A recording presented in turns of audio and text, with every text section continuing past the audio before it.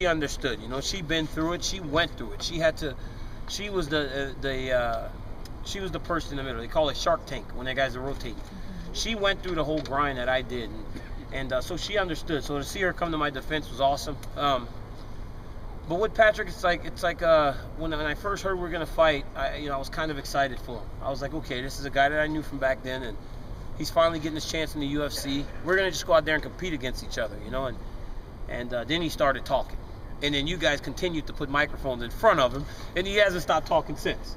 So now it's not, well, good for little Patrick. Now it's like, I'm going to beat Patrick's ass. Aren't you glad he's selling the fight, though? Yes, I am. Yeah. He's done a great job with that. He's built interest, but he didn't do that alone. I had to get on Fox Sports 1 and yell at him, too. Did he take it too far, though? Did he legitimately take it too far with the... Well, there's just certain things that, back then, there were a lot of things going on in my life, and he knew that. So that's why I think that more than anything, those things should have stayed in the wrestling room, even though they always do anyways. But you know what, man? He's doing what he has to do to I mean, I really don't know what he's doing. Because, I mean, honestly, it's like, I'm ready to fight Rashad Evans. Rashad Evans is a boxer wrestler. Patrick Cummins is a boxer wrestler. Rashad has been the standard for that style of fighting in the UFC for a long time. Nothing had to change for me. He's going into a fight on 10 days' notice against a guy that's prepared, a guy that's peaked, and he's still talking. Yeah, but he'll talk more and more. You guys keep putting microphones in front of him, I tell you, he'll give you some gold. Do you think that there's any risk that you might be underestimating him? No chance, because I prepared for Rashad Evans. If I didn't prepare so thoroughly for the guy I was fighting, then maybe I would lose, maybe I wouldn't be as sharp. But guess what? I can go in there, and because I've trained and I've been so thorough, your body goes on autopilot. It's trained to do what it's supposed to do on Saturday night, regardless of who's standing across the cage from you.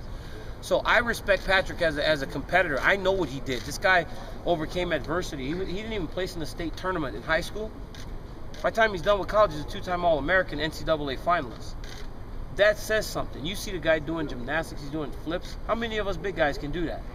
So he's got some real ability, and he's a very dangerous guy because he's hungry. But again, I was very thorough in my preparation, and I think that's going to carry me in this fight. Do you admire him for taking the fight?